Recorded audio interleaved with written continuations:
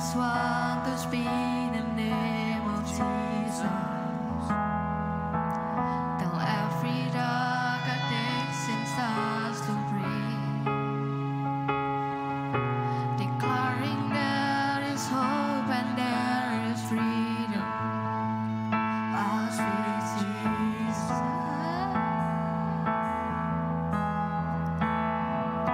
Your name is power. Your name is healing. Your name is life. Break every stronghold, shine through the shadows, burn like a fire. I just want to speak the name of Jesus over fear and all anxiety. To every soul held captive by depression, I speak Jesus.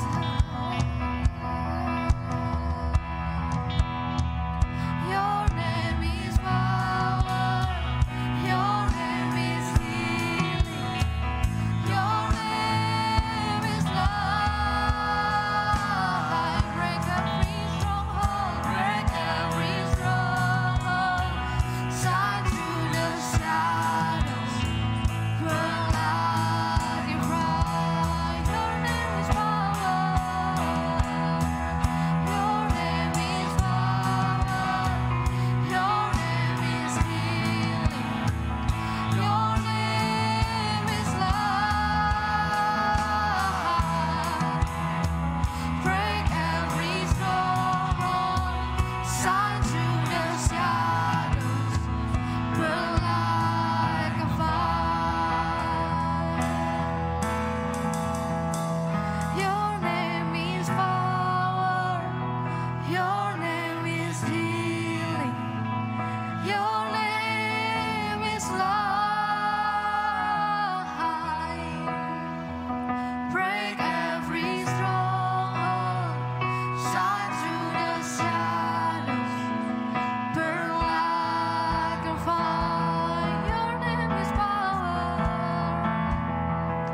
Your name is power. Your name is healing. Your name is life. Break every stronghold, shine through the shadows, burn like a fire.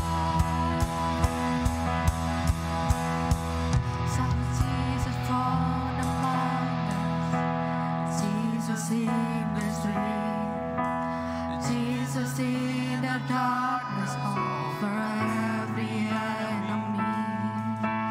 Jesus for my family, I'll speak the holy name, Jesus.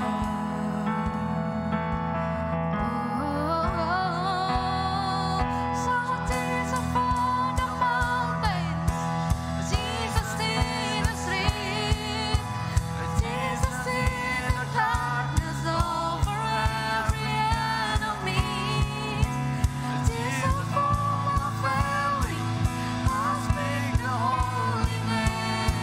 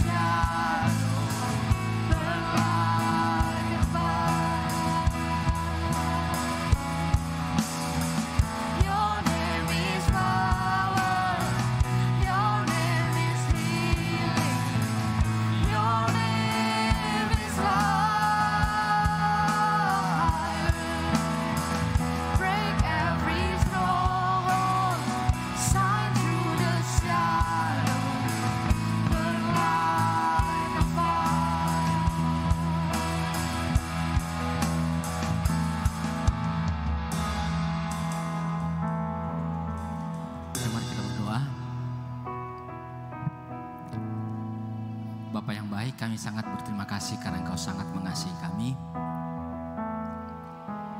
Kami bersyukur untuk kasih setia Tuhan yang tidak pernah habis, selalu baru tiap pagi, dan itu yang kami rasakan hari ini, tiap hari. Dan kami pastikan bahwa hari-hari berikutnya pun Tuhan akan tetap mengasihi kami. Dan kami bersyukur pada siang hari ini kami bisa ada di tempat ini. Tuhan, hamba berdoa kiranya waktu ini tidak berlalu dengan sia-sia, tapi kami semua dapat merasakan Tuhan, dapat merasakan kasih Tuhan. Dan ketika kami merasakan kasih Tuhan, kami dapat membagikan hidup kami menjadi kesaluran kasih Tuhan bagi sesama kami, bahkan bagi setiap orang yang bertemu dengan kami. Mereka bukan cuma sekedar mendengarkan Tuhan dari mulut kami, tapi mereka dapat melihat Tuhan, merasakan Tuhan melalui hidup kami semua. Biarlah hari ini menjadi hari di mana kami dapat mengerti rencana Tuhan bagi kami semua, untuk apa kami ada di dunia ini.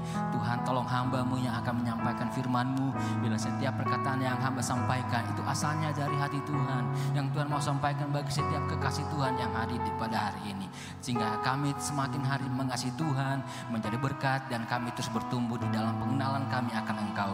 Terpujilah nama-Mu, dalam nama Tuhan Yesus Kristus kami berdoa dan bersyukur. Haleluya, amin. Ya Tuhan, apa kabar?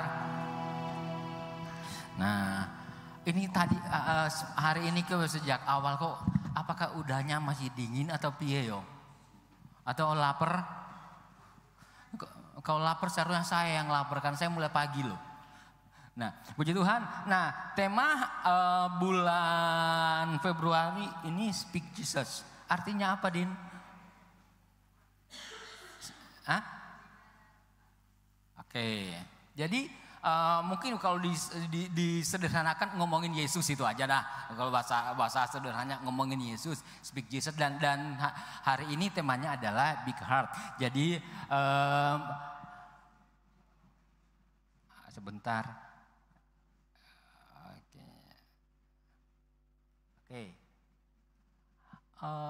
Itunya bisa itu kah? Oke. Perbesar kapasitas hatimu, ya itu tema yang hari ini. Jadi bagaimana kita memiliki hati yang bukan cuma sekedar hati yang Tuhan taruh, tapi hati kita memiliki kualitas, kapasitas yang besar. Nah, kalau tema bulan ini ngomongin Yesus, kita berharap begini teman-teman, adik-adik semua, bahwa kita jadi orang Kristen, jadi orang percaya yang setiap minggu datang ke gereja atau rajin baca Alkitab, mungkin sering share baik di medsos apapun berbicara tentang Yesus. Kita berharap bahwa tujuan kita nantinya akhirnya kita bukan cuma yang saya sampaikan hari Sabtu yang lalu kepada kakak kalian di youth, itu kita jadi orang Kristen bukan cuma sekedar jadi orang yang jago ngomong tentang Yesus. Sekali lagi, kita bukan cuma sekedar jago ngomong Yesus nih. Ngomong ketika kita bicara tentang Yesus, wah Yesus itu hebat, Yesus itu luar biasa. Enggak, tapi kita juga menjadi orang yang jago nampilin Yesus. Nah, jago nampilin Yesus. Jadi orang bukan cuma, saya ngomongnya agak cepet ya. Kan kalian kan bukan lansia. Soalnya kadang-kadang ketika saya berbicara kepada orang yang udah lebih tua dari saya, itu ngomong yang sebelumnya aja kita belum nangkep kok udah disusul dengan kalimat berikutnya. Nah, karena kalian masih muda, jadi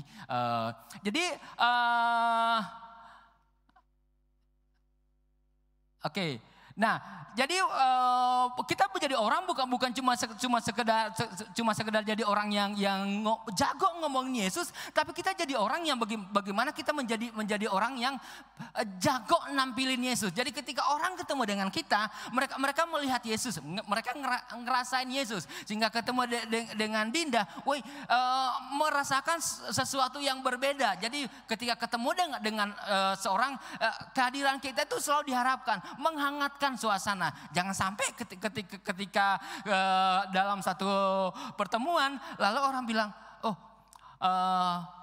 si Joy kok nggak datang? Oh beneran, mending dia nggak datang daripada dia datang Isro, seperti itu ya. Tapi ketika seseorang nggak datang, kalian nggak datang, orang akan mikir begini, nggak ada lu nggak rame. Jadi kehadiran kita itu selalu diharapkan orang. Nah, itu yang seharusnya tujuan hidup kita menjadi berkat yang saya katakan. Nah, dulu itu ada acara ini loh, mendadak dangdut, ada juga kenapa hilang ya? Yang salah di siapa nih? Oke, ada ini acara mendadak seleb. Saya punya keponakan, tiba-tiba dia nongol di TV ikut acara itu. Saya tanya, ngapain kamu ikut acara begitu-begitu? Saya kan paling enggak seneng. Jadi kumpul rame-rame, ada tukang becak, tukang bakso, tukang apa. Dia ikut acara itu. Saya kepingin jadi seleb, Om. Loh, lalu ikut acara apa nih?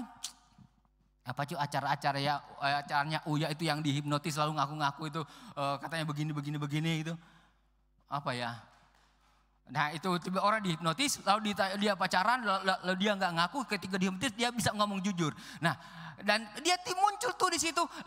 Kebetulan saya di rumah teman saya di acara itu. Loh, itulah keponakan saya di acaranya Uya. Dan ketika dia balik ke Malang, saya bilang, sejak kapan kamu pacaran sama dia? Karena saya tahu perempuan itu saudaranya dia. Enggak, itu cuma memang acaranya cuma acara seperti itu cuma settingan. Jadi ada orang seperti itu, ada juga orang yang mendadak baik, mendadak peduli dan mendadak lainnya. Nah hari ini kita akan belajar bersama-sama bagaimana seorang memiliki kapasitas hati yang besar. Nah Mark Twain mengatakan begini, kindness is the language which the deaf can hear and the blind can see. Artinya bahwa kebaikan itu adalah bahasa yang bisa didengar oleh orang yang bisu dan bisa dilihat oleh orang yang buta. Itu kebaikan. Jadi kebaikan hati kita itu bisa dirasakan, bisa didengar oleh orang yang bisu atau bisa dilihat oleh orang yang buta. Saya punya murid sekolah minggu itu biasanya datang sore itu bisu tuli kayaknya. Satu anak itu bisu tuli. Jadi ketika dipanggil dia nggak bakalan noleh. Jadi kalau manggil dia harus nyamperin. Jadi ketika ngajar sekolah minggu, ketika teman-temannya ikut lompat dia ikutan lompat. Tapi nggak nyanyi. Nah saya awalnya nggak ngerti, tapi ketika diajak ngomong nggak nyam, oh saya baru ngerti anak ini bistul. Jadi ketika saya nggak kebagian ngajar dan dia ada, ketika guru-guru sekolah minggu sedang ngajar, maka saya akan di sebelahnya dia berbicara dengan bahasa isyarat semampu-mampunya saya untuk dia mengerti. Makanya saya di mana lagi nyari. Teman-teman tahu nggak di mana kursus bahasa isyarat? Nggak tahu ya? Soalnya saya belum ketemu karena kepingin kursus bahasa isyarat saya. Nah, jadi sehingga dan anak itu setiap kali datang ketika lihat saya dia pasti akan berlari dan dia akan memeluk saya. Itu kalau anak itu ada di sekolah minggu. Jadi kebaikan itu adalah bahasa yang bisa didengar oleh orang bisu dan bisa dilihat oleh orang tuli. Nah, artinya bahwa kebaikan itu enggak mengenal musim. Jadi enggak mendadak baik. Nah kalau sejak kemarin dan hari-hari sebelumnya kan banyak orang mendadak baik ya. Karena butuh suara nih. Para caleg butuh suara. Mulai menaruh kebantuan ini. Saya di Malang punya komunitas guru sekolah minggu. Kami sering mengadakan event. Tahun yang lalu kami ketika mengadakan KKR anak sekota. Saya ngajukan proposal kepada salah satu tim sukses. Dan ketika proposal itu nyampe dana, dia bilangnya apa? Anak sekolah minggu kan nggak ada hak pilih. Nah, anak sekolah minggu nggak ada hak pilih. Tapi jawaban saya membuat dia berubah pikiran. Ya Pak, memang betul anak sekolah nggak punya hak pilih. Tapi guru sekolah minggunya kan punya hak pilih. Emang berapa guru sekolah minggu di Malang? Saya bilang, oh saya di Malang ini ada 160 gereja. Dan saya sedang mengumpulkan data pada waktu itu. Data dari 60 gereja aja itu lebih dari 600 orang guru sekolah minggu di kota Malang. Dia berubah pikiran. Nah setelah itu dia sering menawarkan bantuan. Pak nanti kalau saya kepilih saya akan memfasilitasi guru-guru sekolah minggu ngadain retreat nih. Pak 600 orang emang Bapak punya duit berapa ngadain retreat untuk 600 orang. Nah udah banyak janji manis. Makanya biasanya perempuan itu di banyak orang perempuan itu sakit diabetes. Nah, ya kenapa? Ya karena perempuan kebanyakan menelan janji manis.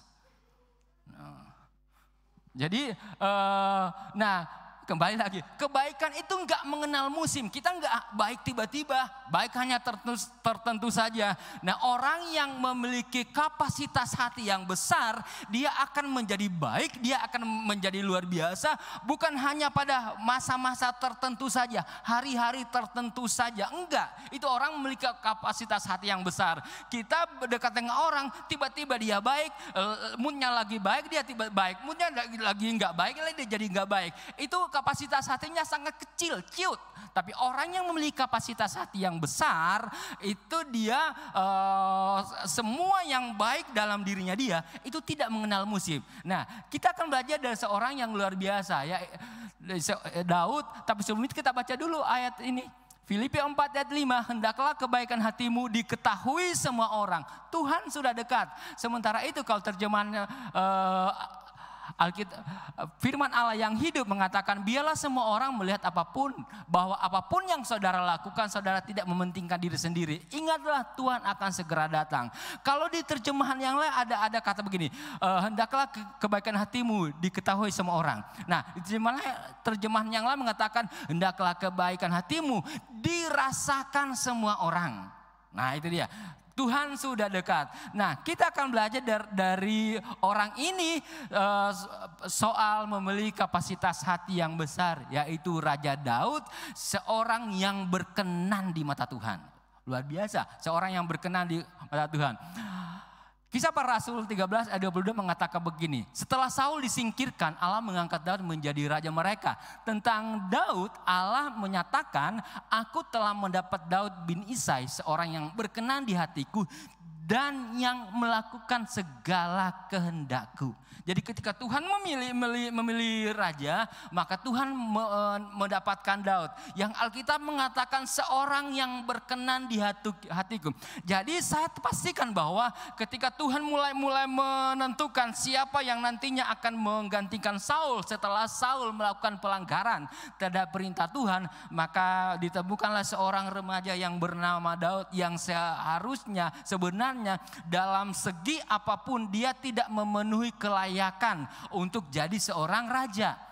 Karena dia masih muda. Sekarang aja Gibran jadi cawapres aja orang protes. Karena aturannya MK itu belum boleh seharusnya tuh si Gibran jadi wapres. Tapi karena ketua MK-nya omnya boleh. Nah, karena ketua MK-nya omnya boleh. Nah, jadi secara dalam banyak hal pengalaman belum ada, pengalaman dalam politik dan berbagai pengalaman yang lain yang menjadi kriteria seorang pemimpin itu enggak ada di Daud. Tapi ketika Allah mengatakan bahwa aku menemukan seorang yang berkenan, itu karena Tuhan tahu bahwa Daud memiliki kualitas hidup yang baik.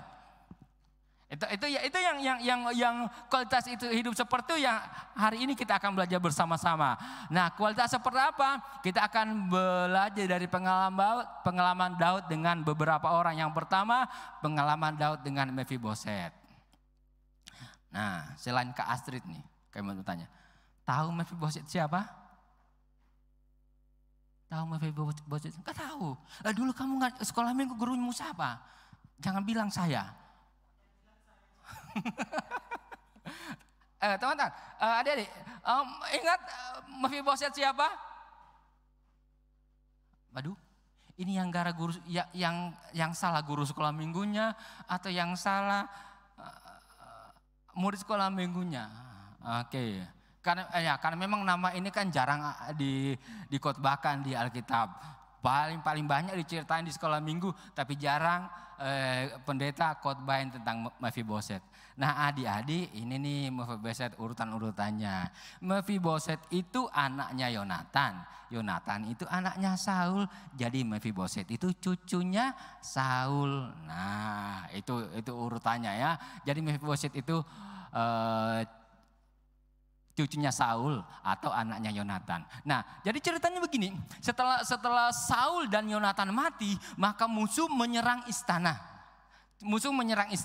Dan mereka akan membinasakan semua keturunan Saul yang masih tersisa. Nah, ketika ketahuan oleh Ziba itu pengasuhnya atau kalau bahasa sekarang itu babysitternya si Mephiboset. Ketika tahu bahwa musuh akan menyerang istana, maka Siba itu segera mengambil si Mephiboset yang masih kecil dan melarikan diri. Karena tidak hati-hati, makanya si Siba jatuh dan Mephiboset juga jatuh dan kakinya patah.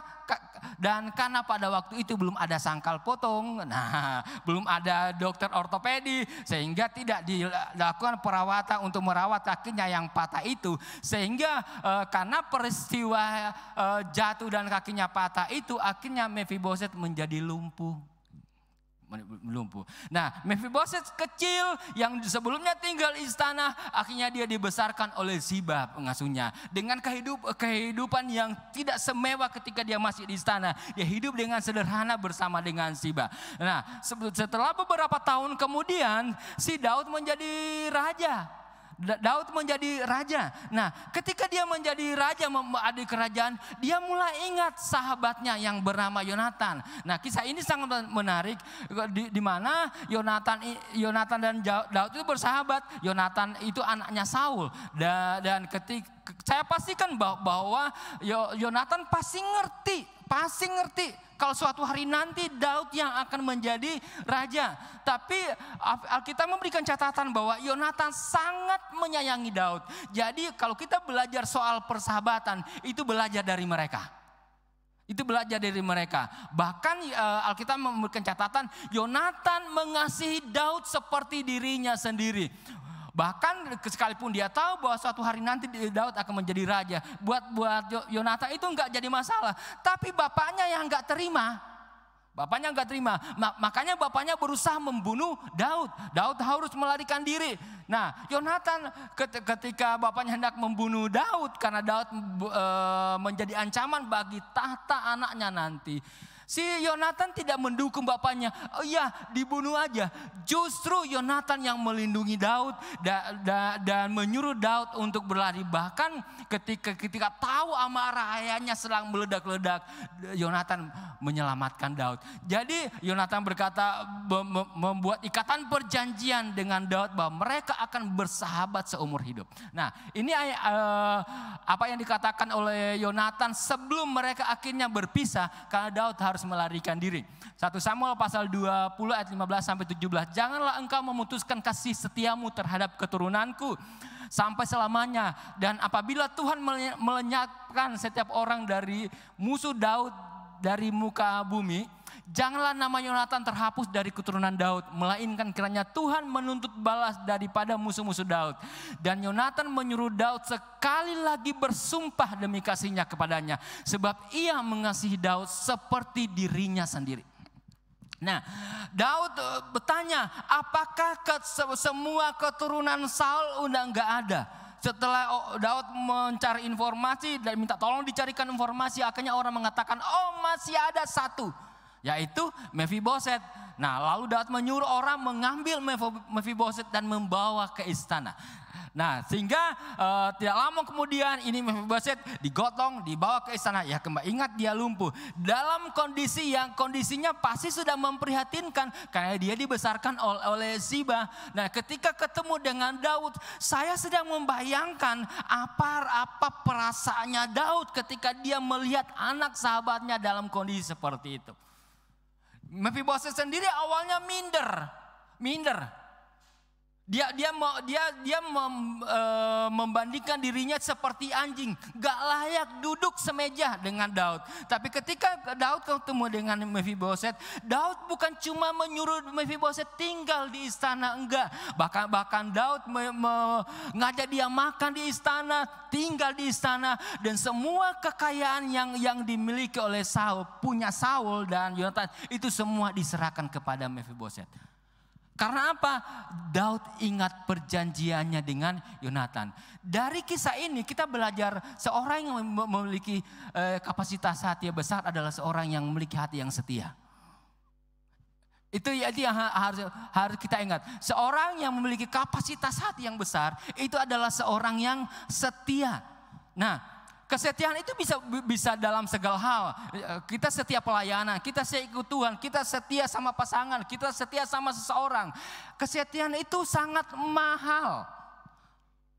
Saya punya teman dulu itu ketika dia kaya, tapi sebelum itu nggak kaya. Dia pacaran sama pacarnya itu 8 tahun.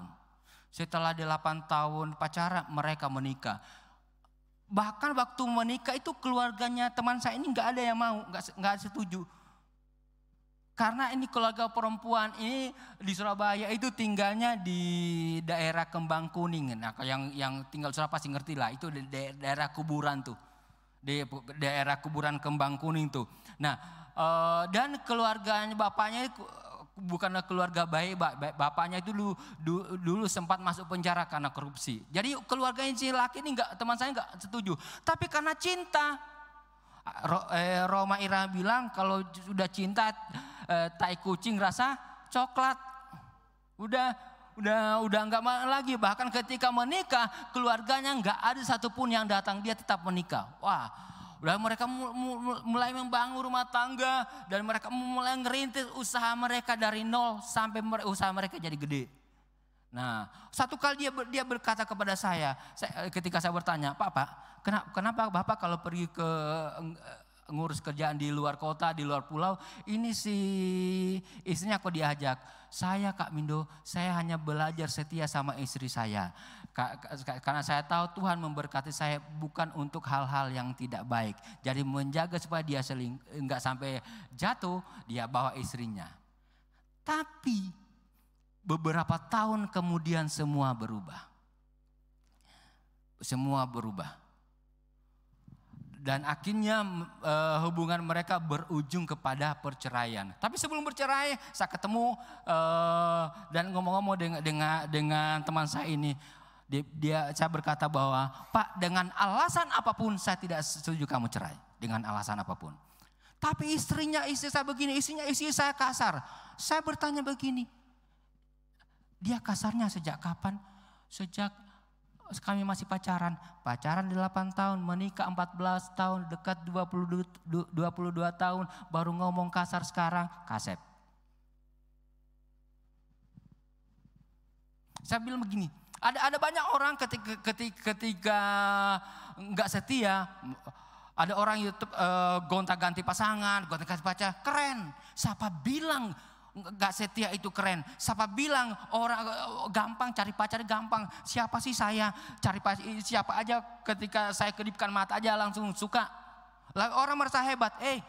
Kesetiaan itu mahal.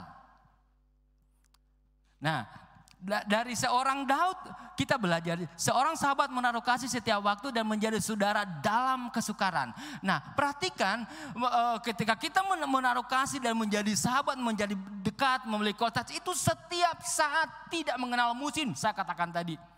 Makanya saya mengatakan bahwa kesetiaan itu sangat mahal. Makanya kita tidak akan menemukannya kepada orang-orang yang memiliki kualitas hidup yang murahan. Ketika kita ada dalam pelayanan dan kita tetap setia dengan pelayanan apapun yang dipercayakan kepada kita, itu orang yang memiliki kualitas hidup yang baik. Ada orang ngambek ketika pelayan nggak dihargai. Ada orang ngambek ketika orang tidak mengatakan, oh kok pelayanmu hebat. Ada banyak orang seperti itu.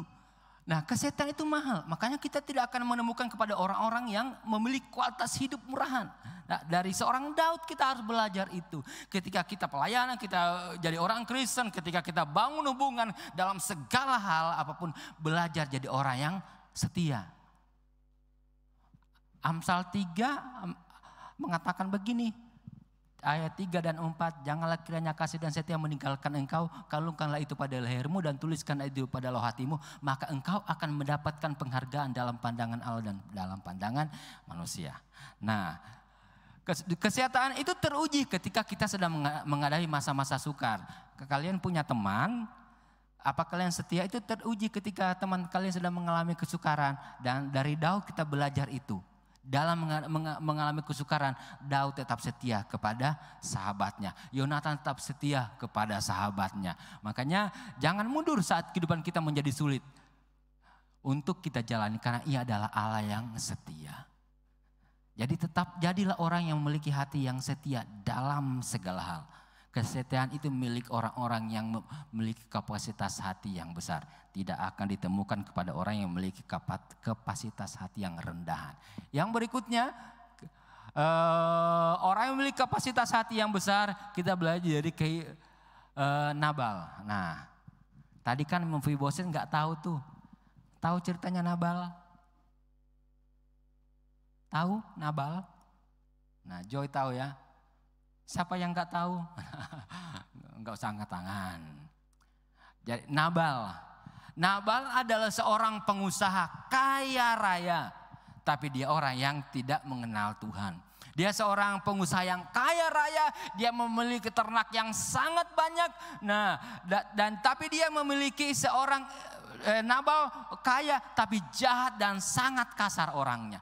Tapi beruntung dia memiliki istri yang bukan cuma cantik kata Alkitab, tapi juga seorang perempuan yang bijaksana. Nah, satu kali ini Daud masih dalam situasi melarikan diri dari Saul. Satu kali Daud mengirim orang anak buahnya pergi kepada Nabal, ngomong kepada Nabal, bilang kepada Nabal, kita sudah menjaga gembala-gembalanya. Jadi karena Nabal ini ternaknya banyak, gembalanya juga banyak. Nah, pada waktu itu orang kalau disebut kaya bukan memiliki rumah, kendaraan yang banyak, deposito yang banyak. Orang akan disebut kaya ketika dia memiliki ternak yang banyak.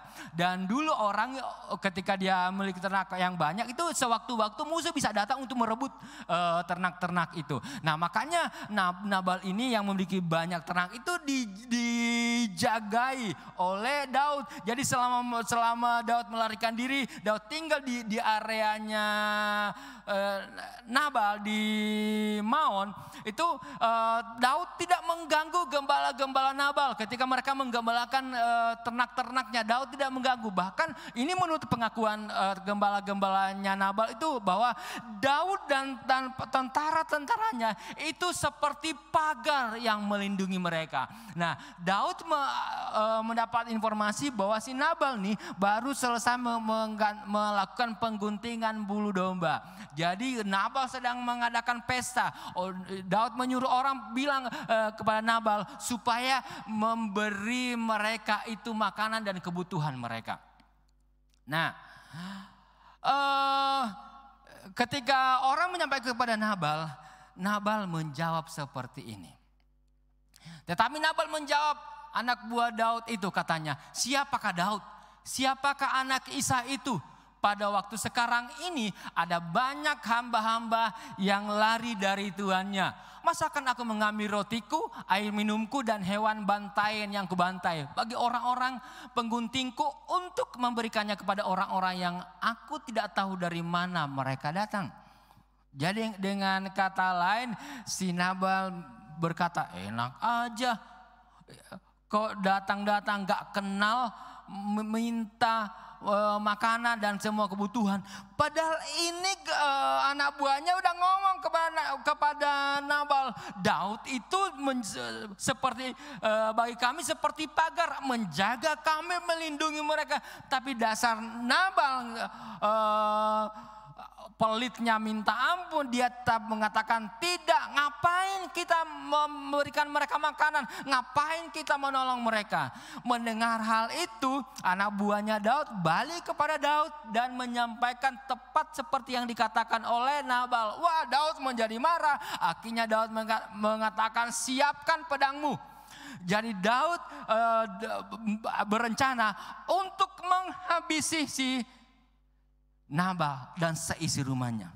Nah, berita tentang apa yang akan dilakukan oleh Daud disampaikan oleh anak buahnya Nabal kepada Abigail, bahwa Daud ini akan mendatangkan malapetaka bagi keluarga mereka. Si Abigail bertanya kenapa? Akhirnya diceritain nih, ini anak buahnya Daud meminta makanan, tapi si Nabal bukannya nggak ngasih aja, tapi dia memaki-maki anaknya Daud. Wah, sehingga Daud menjadi marah dan Daud berencana untuk menghabisi, membantai seluruh keluarga Nabal. Si Abigail, istri yang cantik dan bijak ini, dia langsung mengumpulkan roti, mengumpulkan gandum, mengumpulkan kue ara, mengumpulkan 5 ekor domba yang sudah dia olah menjadi makanan dan dibawanya kepada Daud. Dan ketika ketemu dengan Daud, dia sampai bersujud nyembah, memohon pengampunan kepada Daud untuk suaminya. Daud hatinya menjadi luluh sehingga dia tidak jadi membunuh si Nabal dan keluarganya. Nah, dari kisah Nabal dan Daud ini kita belajar bahwa orang yang memiliki kapasitas hati yang besar adalah orang yang murah hati. Orang yang murah hati. Ini zaman sekarang susah menemukan orang seperti ini. Sekarang orang itu lebih banyak orang punya mental tangan di bawah daripada tangan di atas. Susah. Bahkan orang berkata, saya aja kurang kok menolong orang lain. Tapi Alkitab perhatikan, Alkitab mengatakan ini. Janganlah menahan kebaikan daripada orang-orang yang berhak menerimanya, padahal engkau mampu melakukannya. Artinya begini. Ketika kita menemukan orang yang harus kita bantu, tapi kita tidak melakukannya, kita sedang melanggar firman Tuhan. Satu kali, waktu itu beberapa tahun yang lalu saya masih jadi mentor di PPA. Waktu itu sudah lama sekali. Nah, saya itu naik angkot nih. Dari rumah naik angkot dan ketika nyampe di pasar burung itu ada anak-anak panti asuhan itu naik, anak panti asuhan Elim nih, mereka naik. Hati kecil saya itu seperti ada yang ngomong bayarin mereka. Itu cuma 4 anak kok, bayarin mereka. Tapi saya hitung-hitungan nih, lah kalau saya bayarin saya pulangnya naik apa? Itu pikir saya. Akhirnya saya memutuskan tidak. Saya memutuskan tidak. Dan ketika mereka turun di pertigaan Cipto itu, dan saya terus, itu saya nyeselnya minta ampun. Saya nyesel. Ketika sampai di kantor, saya berpikir, loh kan bisa saja saya pinjam uang, karena saya kan dari dulu kalau bepergian itu bawa uang pas, jadi nggak bawa uang lebih. Karena kalaupun belanja kan tinggal gesek, jadi nggak jarang. Sejak saya kecopetan, sejak itu saya tidak mau membawa uang lebih di dompet saya. Saya ngitung cukup nih. Jadi nanti kalau perlu kan tinggal mampir ke ATM. Nah, saya nyesel, saya berdoa kepada Tuhan sejak itu. Tuhan tolong ketemukan saya lagi dengan anak-anak itu. Dan saya janji setiap kali saya ketemu anak-anak itu saya akan bayarin. Sampai saya resign dari PPA saya nggak ketemu anak-anak itu. Saya nyesel seumur hidup saya nyesel. Nah, sejak hari itu saya belajar ketika saya tahu bahwa saya harus melakukan kebaikan seorang, saya nggak mau menundanya.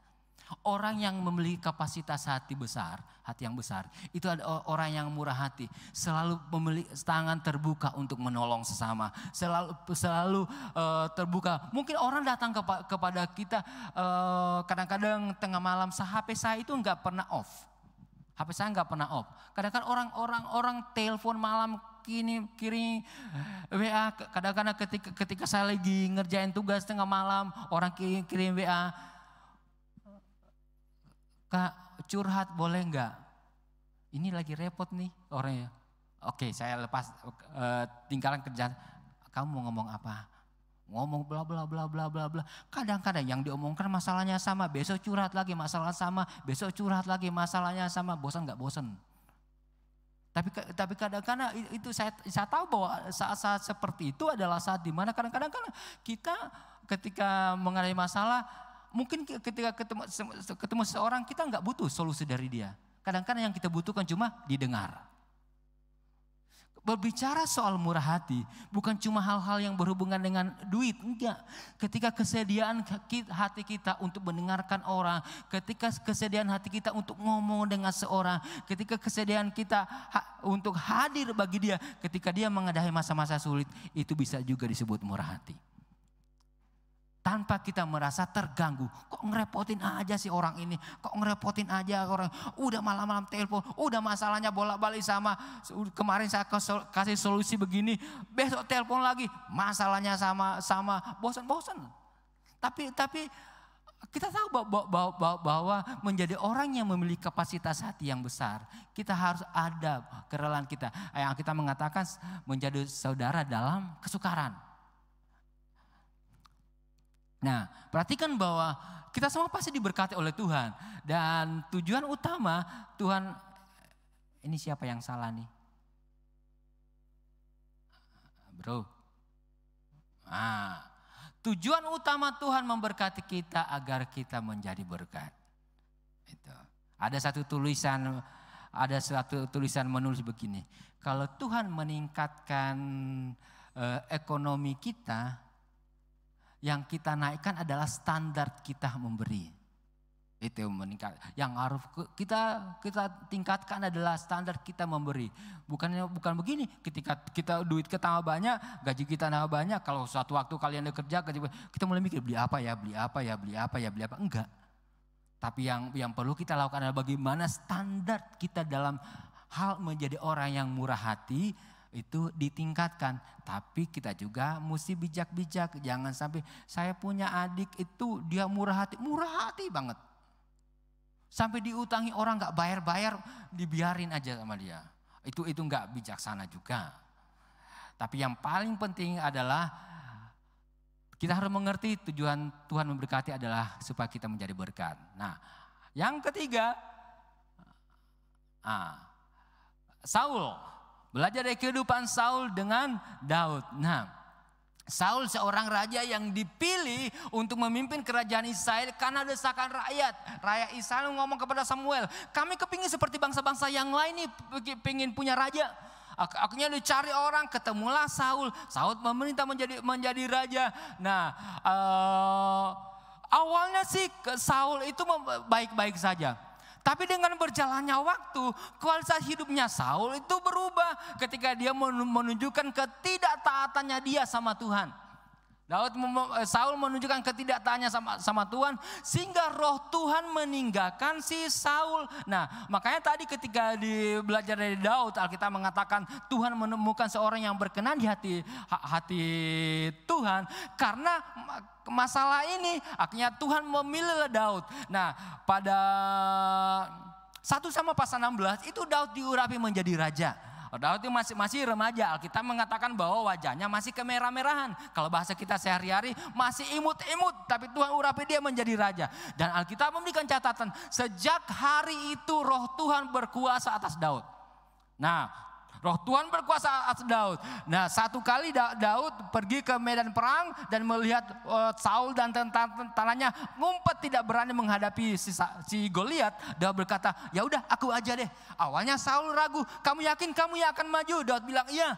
Seperti Tuhan yang sudah menolong saya, Tuhan yang sama akan menolong saya menghadapi Goliat. Singkat cerita, Daud membunuh Goliat. Dan ketika Daud membunuh Goliat, semua orang terheran-heran. Kok bisa anak bau kencur, anak ingusan kok berhasil membunuh si Goliat? Kembali lagi roh Tuhan menguasai si Daud. Nah, Daud ditarik ke istana, dia dipekerjakan di istana, bahkan dia menjadi panglima perang di istana yang memimpin prajurit-prajurit Israel berperang. Dan setiap kali Daud berperang, Daud selalu menang. Dan ketika mereka pulang, semua orang mengulu-ulukan.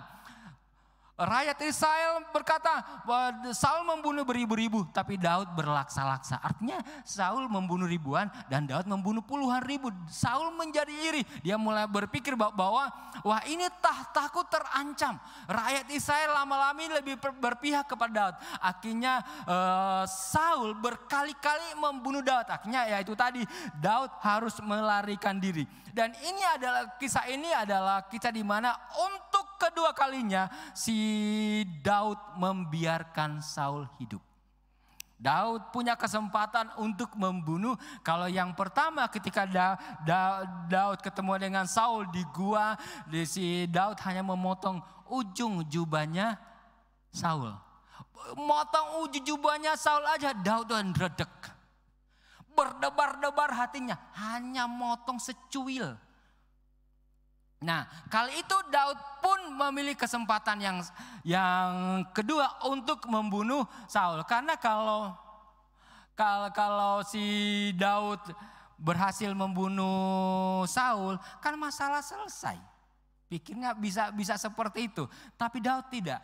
Nah, 1 Samuel pasal 26. Lalu berkatalah Abisai kepada Daud, pada hari ini Allah telah menyerahkan musuhmu ke dalam tanganmu. Oleh sebab itu izinkanlah kiranya aku menancapkan dia ke tanah dengan tombak ini. Dengan 1 tikaman saja, tidak usah dia kutancapkan 2 kali. Tetapi Daud berkata kepada Abisai, jangan musnahkan dia, sebab siapakah yang dapat menjamah orang yang diurapi Tuhan dan bebas dari hukuman. Ayat 10,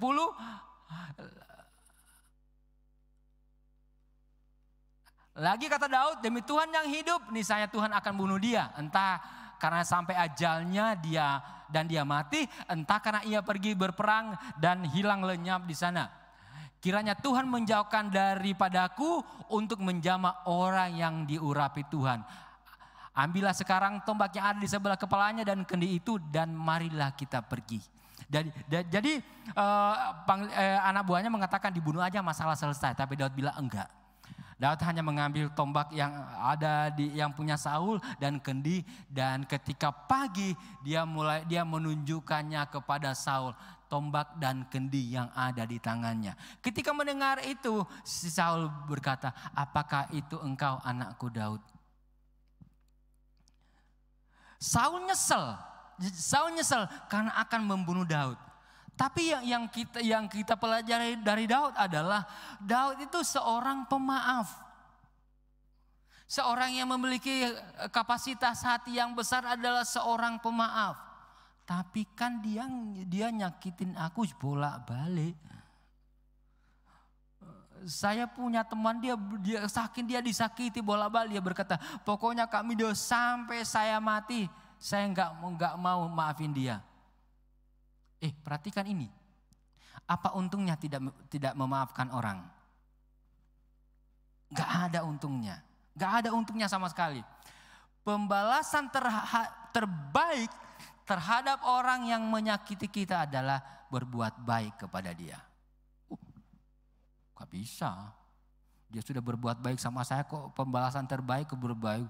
Oh, mata ganti mata, gigi ganti gigi, darah ganti darah, nyawa ganti nyawa. Kan seperti itu hukum pada umumnya. Tapi firman Allah mengajarkannya tidak seperti itu. Kita belajar daripada Daud. Yang kata Daud tadi ngomong begini, biarnya aja nggak usah dibunuh. Waktunya mati juga dia pasti mati kok. Itu Daud ngomong seperti itu. Apakah memang dia udah waktunya mati atau dia mati di medan perang? Itu Daud ngomong seperti itu. Biarin aja. Yang pasti bahwa aku nggak akan pernah membunuh Daud. Daud berkata kepada Daud, aku punya kesempatan untuk membunuh engkau Tuanku. Tapi aku tidak mau melakukannya. Daud hanya mengatakan bahwa dia sekalipun Saul berusaha membunuh dia, tapi Daud mengatakan bahwa dia tetap memaafkan si Saul. Dan buktinya adalah dia tadi memelihara Mephiboset, cucunya Daud. Nah, teman-teman perhatikan ini. Meminta maaf adalah bukti kasih dan penghormatan kita kepada orang lain. Ketika saya bersalah kepada dia dan saya meminta maaf kepada dia, itu artinya saya sedang menunjukkan kasih saya dan penghormatan saya kepada dia. Itu ketika saya minta maaf. Memberi maaf adalah bukti kasih dan penghormatan kita kepada diri sendiri. Itu memberi maaf. Ketika kita melakukan sesuatu yang baik, biasakan bukan karena siapa orang lain, tapi karena siapa kita. Ketika saya berbaik kepada Joy, saya sedang tidak melakukannya karena siapa Joy.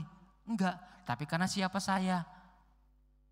Itu orang yang memiliki kapasitas hati yang besar seperti itu. Melakukan hal yang buruk, melakukan hal yang baik. Jangan pernah lihat siapa orang lain, karena siapa saya. Ketika saya melakukan hal yang baik, karena saya sedang menunjukkan kualitas hidup saya baik. Tapi ketika saya melakukan hal yang buruk, saya juga sedang menunjukkan kualitas hidup saya buruk. Ketika kita maki orang, ada banyak orang bangga bisa maki orang.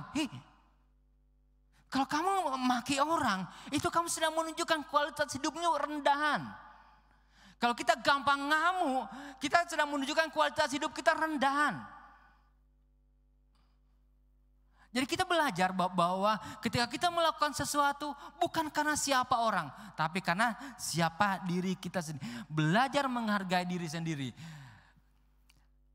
Dan saling memaafkan adalah bukti kemuliaan hati kita. Saling memaafkan bukti kemuliaan hati kita. Perhatikan baik-baik bahwa memaafkan sebenarnya itu memerdekakan dua orang. Yaitu kita dan orang lain. Itu memaafkan, itu memerdekakan dua orang. Ketika saya memaafkan Dinda, sebenarnya Dinda berbuat salah kepada saya. Sebenarnya saya bukan hanya memerdekakan Dinda dari rasa bersalah, enggak. Tapi saya juga memerdekakan hati saya. Ketika saya ketemu dengan Dinda, aman, selesai. Baik-baik saja. Jadi kita belajar bahwa memaafkan sebenarnya memerdekakan dua orang, kita dan orang lain. Saya akhiri dengan statement ini. Di dunia ini sebenarnya banyak orang yang baik. Tapi jika kau tidak menemukannya, jadilah salah satunya. Sekali lagi, di dunia ini sebenarnya banyak sekali orang yang baik. Kadang-kadang ketika, ternyata di dunia ini banyak orang yang baik ya. Satu kali saya sedang ngantri di McDonald, saya dengan teman saya. Lalu kan antriannya panjang, di beberapa orang di depan saya itu ada dua orang anak. Dua orang anak itu ngantri. Dan ketika nyampe di kasir, mereka ngeluarin uang recehnya mereka. Beli apa? Es teh. Ngantri panjang nih. Di orang cuma beli es teh. Dan ketika mereka itu, tiba-tiba ada seorang ibu datang. Dek, gak makan. Ibu datang, saya lihat dari jauh. Dek, gak makan. Enggak tante. Jadi mereka ngamen. Uang kami hanya cukup untuk membeli es teh. Mbok ya es teh McD berapa sih? Mbok es teh di satu es teh di McD itu di pinggir jalan bisa 5 kali ya. Ibu itu langsung bawa dua anak ini dulu di pojok. Kalian tunggu di sini ya. Dia pesankan 2 paket buat 2 anak ini. Ketika melihat hari itu saya berkata, di dunia ini ternyata masih ada orang baik. Tapi kalau kita tidak menemukannya, jadilah salah satunya. Ketika kita tahu kita harus melakukan kebaikan, jangan pernah nahan. Jangan pernah nahan. Tema bulan Februari adalah Speak Jesus, ngomongin Yesus. Tapi pesan saya cuma satu, jangan cuma jadi orang yang jago ngomongin Yesus. Tapi jadi orang yang jago nampilin Yesus. Ketika orang ketemu dengan kalian, mereka menemukan Yesus di dalam kalian. Dan ketika mereka menemukan Yesus di dalam kalian, saya pastikan ruangan ini gak akan cukup. Wah asik nih ke teens nih, teman-teman jangan sampai, kenapa gak ke teens? Anak-anak teens sombong-sombong, aku dicuekin, dibiarin dulu sendiri. Nah mulai hari ini berbeda ya. Ketika setiap kali saya berharap bahwa setiap orang yang masuk di pintu ini, ada di ruangan ini, ketemu dengan kalian. Kalian bukan cuma sekedar selamat datang Tuhan memberkati, enggak. Tapi mereka menemukan kasih Tuhan di dalam diri kalian. Kapan ibadah teens minggu lagi? Minggu depan mereka pasti datang lagi. Tuhan Yesus memberkati kita semua. Mari kita berdoa. Bapa di surga, kami sangat berterima kasih kepadamu untuk hari ini. Tuhan, hamba-Mu sangat terbatas, hamba selesai berbicara, tapi hamba berdoa biar Roh Kudus memeteraikan setiap kebenaran firman Tuhan kepada semua anak-anak Tuhan yang hadir di ruangan ini. Tuhan, hamba berdoa biar mereka terus bertumbuh iman mereka di dalam Engkau. Hamba berdoa biarlah kasih Tuhan semakin nyata dalam hidup mereka, sehingga dimanapun mereka berada, di gereja, di sekolah, di kampus, di tempat mereka bekerja, di keluarga mereka. Setiap orang yang bertemu dengan mereka dapat menemukan dan merasakan Tuhan ada dalam hidup mereka semua. Hidup mereka bukan cuma sekedar diberkati, tapi mereka menjadi berkat dimanapun mereka berada. Berdoa Engkau memberkati mereka, masa depan mereka kami serahkan ke dalam tangan Tuhan. Kami percaya di dalam Engkau selalu ada masa depan yang penuh dengan harapan. Kami percaya itu Tuhan. Terima kasih Bapa. Kami berdoa dan bersyukur hanya dalam nama Tuhan Yesus Kristus. Haleluya. Amin. Tuhan berkati.